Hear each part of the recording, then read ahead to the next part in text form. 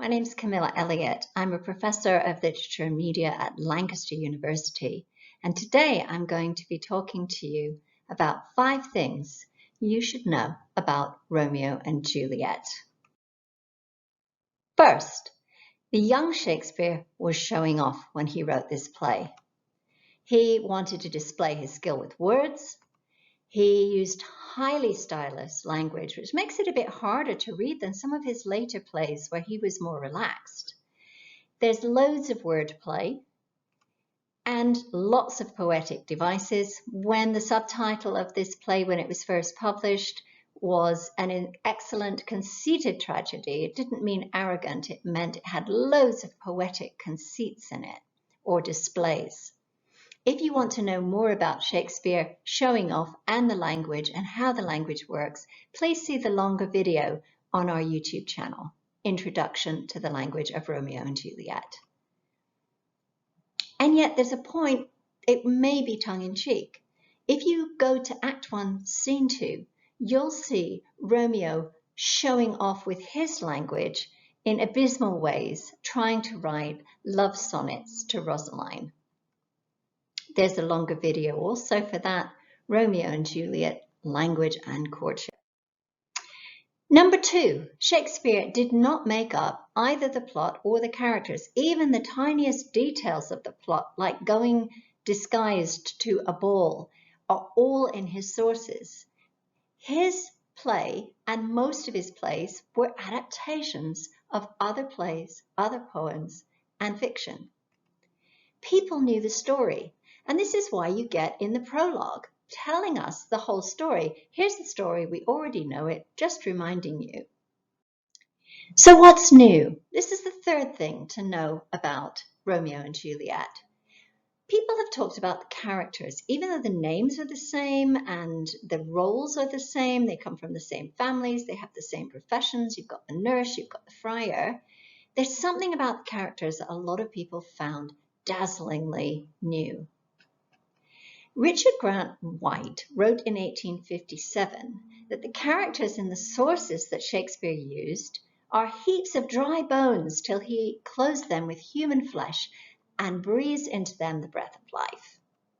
Harold Bloom in the 20th century went further to say Shakespeare invented what it means to be human, what human beings are, how they act, and how they feel.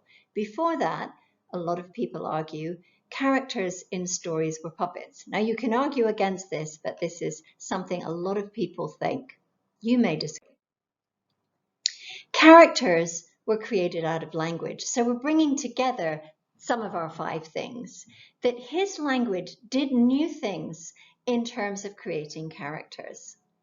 For example, you can see the different kinds of love they express and the different kinds of characters they express. We have Romeo's extravagant romantic language, which starts out really hokey, but actually as the play goes on, gets surprisingly poignant and eloquent and powerful. We have the nurse's homespun, rambling rhetoric. She just goes on and on and on and on and digresses, creating her character. By contrast, the friar's economic morals and ideas about love from a more religious point of view. And then you can trace an amazing transformation of Juliet, who in the play is 13 when the play starts, transforming through her language and how her character, just over the few days in which the play takes place. You can learn more about this. We have a longer video on our channel, Romeo and Juliet, Language and Character. And the last thing, so what's new? How the story is told. Right? You've got the prologue. It's not about what happens, waiting to see what happens, but how the story is told. Not just the characters, but the things that happen and how people respond to them within the play. Shakespeare's language creates us as audiences as well. It makes us laugh, creating humor. It makes us feel tense. It gives us desire and longing for things to happen, even the things that we know aren't going to happen. We want the young lovers to survive at the end. We want Juliet to wake up sooner. tension, desire, fear, laughter, suspense, anger, and all kinds of other emotions. Perhaps it's some more intellectual emotions like reflecting on the meaning of relationships and fights and feuds. So Shakespeare creates us as audiences. So I want to just leave you with a question for you. How does Romeo and Juliet affect you? Is it worth getting through all the language to get to some of these issues and some of these characters and some of these feelings?